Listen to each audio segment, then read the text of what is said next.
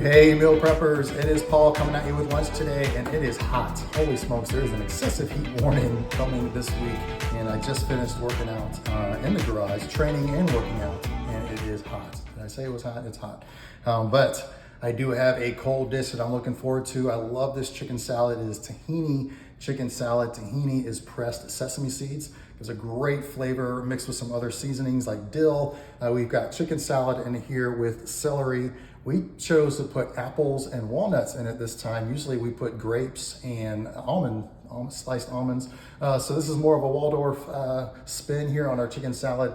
And it is on a bed of spinach. Should be on a bed of spinach. I forgot to put it in there. But good cold meal today. I don't mind at all eating this cold. So look for that, team. It's coming out in the app this week. We already had it with, like I said, with grapes and almonds. We replaced it with apples and walnuts this week. And we love this dish.